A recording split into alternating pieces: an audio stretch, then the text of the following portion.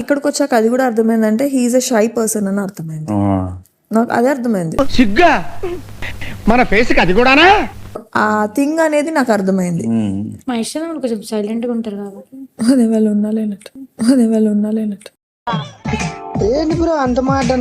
ఇప్పుడు ఏమైనా యాక్టివిటీలు పెడితే అందరు మొహాలు మాడతారు. నేను ఇది ఓపెన్ గా చెప్తున్నా, యాక్టివిటీలు పెట్టి ఎవరు అనర్హులు అన్నారు అనుకో నేను మహేష్ ఆండ్ర కేసు. ఎందుకురా పొద్దుగాల నేనే దొరికినా మీకు? ఎందుకురా బాయ్?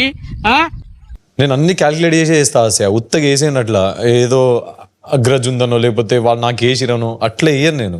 అది నాకెందుకు చెప్తున్నారు? మీరే కదా సార్ నా ప్రాబ్లం ఏంటో చెప్పమన్నారు. ఆడాము, టాప్ 5 లో ఉన్నాం. ప్యారడైజ్ రాపోయినా ప్రేక్షకుల దేవుళ్ళు మమ్మల్ని టైటిల్ విన్నర్ చేస్తారేమో అని నమ్మకం ఉంది. అది అవదమ్మా, మేము ఖచ్చితంగా టైటిల్ విన్నర్ అయ్యి తెస్తాం.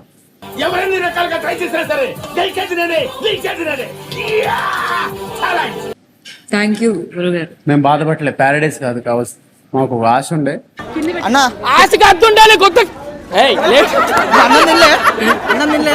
అవలేదు కానీ టైటిల్ విన్నర్ అయితే ఖచ్చితంగా వాళ్ళు చేస్తారని మనస్ఫూర్తి కోరుకుంటున్నాను.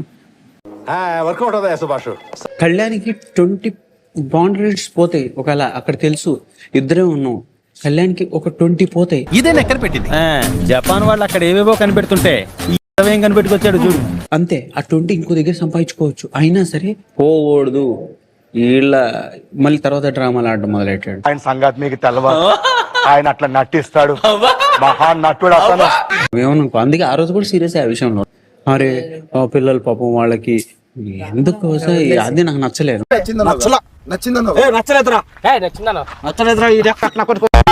నేను వసంత లాక్కొచ్చా కానీ అలా చెట్లకి పుట్లకి లాక్కెళ్ళలేదు కదా నేను. దెబ్బల మీద దెబ్బ, దెబ్బ మీద దెబ్బ, దున్న మీద పుండుని కాకి పొడుస్తున్నట్టు పొడుస్తున్నారా? ఏం బామర్ది చెప్పండి మాస్టర్. మాస్టరా అంటే మనం అనుకున్నంత బెస్ట్ ఫ్రెండ్స్ కాదేమో. మనం మంచి కోరేవాళ్ళం బావా అక్క అని చెప్పేసి ఎంత విలువిచ్చినప్పుడు ఒక మాట అంటే సజెషన్ తీసుకోవచ్చు కదా.